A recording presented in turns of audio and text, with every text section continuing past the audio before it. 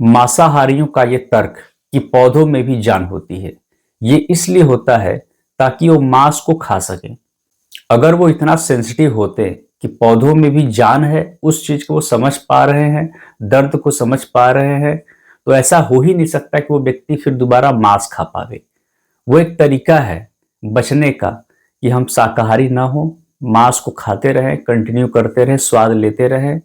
सिर्फ ये बहाना है, तरीका है कि पौधों में भी जान होती है, हम मांस खा सकते हैं। अगर पर्यावरणीय दृष्टिकोण से भी देखें तो एक चौथाई जो भूमि प्रयोग में होती है खेती के लिए, वो शाकाहारियों के लिए होती है, अन्न उत्पादन के लिए होती है। मतलब एक चौथाई खेती करके हम पूरे विश्व को खिला रहे हैं और उसमें भुखमरी तो होती ही है।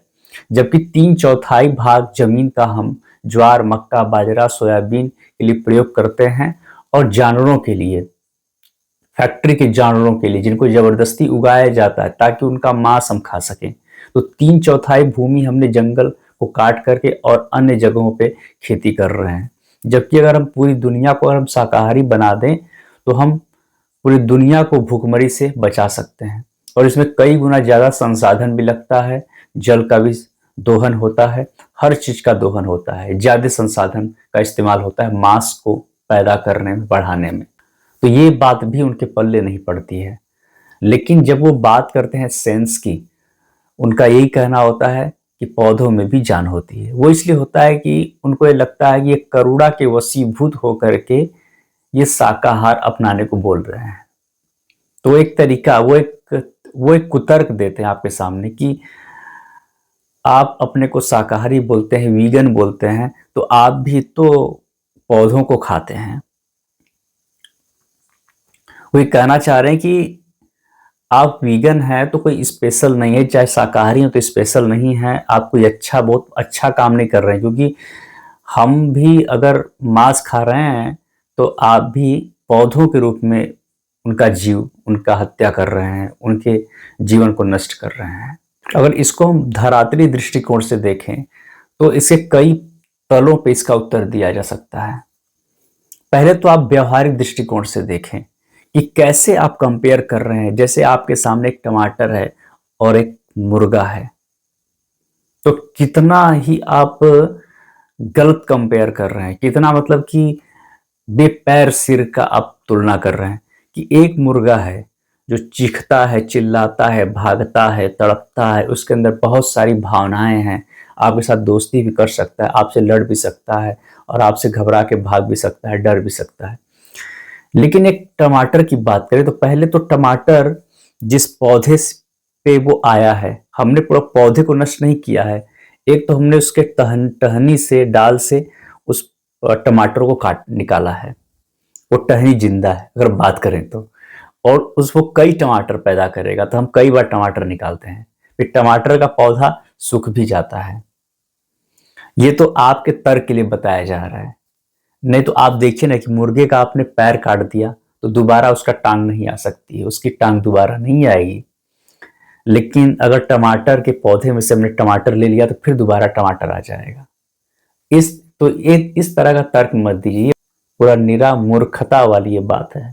इससे थोड़ा आगे बढ़ते हैं। अपने बच्चे को जो छोटा है, मासूम, उसको चाकू दीजिए, बोलिए तुझे ये टमाटर काटना है या ये मुर्गा काटना है। वो किसके साथ सहज हो पाएगा? वो मुर्गा काटने में सहज होगा या टमाटर काटने में? जाहिर सी बात है कि बहुतायत बच्चे टमाटर काटने में सहज होंगे। तो आप देख सकते हैं कि ये हम धरातली दृष्टिकोण से देखें, व्यवहारिक दृष्टिकोण से देखें, तब भी पता चलता है कि ये जीव हमारे लिए नहीं है खाने के लिए। हम शाकाहारी चीज़ों के साथ अच्छे से तालमेल बिठा सकते हैं, उनको खा सकते हैं, प्राकृतिक तौर पर हमारे खाने के लिए हैं।